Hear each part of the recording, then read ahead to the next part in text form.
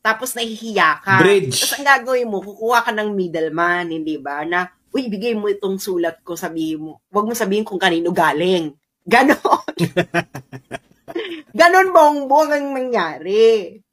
So, ito po ha, klarong-klaro po yung explanation ni Sas Rogando na na-prove dito sa research, no? At ito ay facts na ni-research ni Sas Rogando na ito yung nagpapatunay na sinungaling talaga si Bongbong Marcos nung sinabi niya na we are obliged by the Interpol, blah blah blah blah.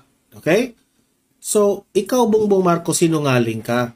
Because of greed and power at sa pamumulitika mo, ginawa mo ito kay former President Duterte. Marami ang mga nagsasabi na itong ginagawa nyo ngayon kay former President Duterte, this will be forever na hindi malilimutan ng taong bayan. Sabi pa nga ng mga political experts na this is the end of the political career ng mga Marcoses. Kasi hindi po ito malilimutan ng mga taong bayan, ha? Na magagalit, ha? Kayo rin mismo, Bongbong Marcos, ang dahilan bakit may reason para magalit ang taong bayan sa inyo.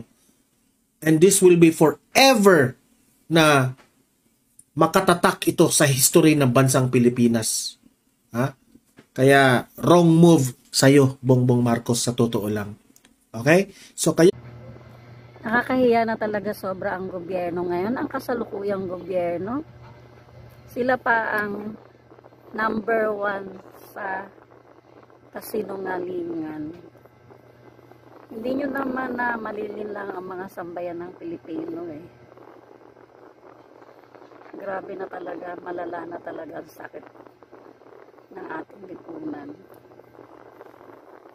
Hindi nyo na mapapaikot ang mga mamamayang Pilipino, lalo na sa kapanahunan natin ngayon. Hindi rin kayo mananaig kahit anong gawin nyo.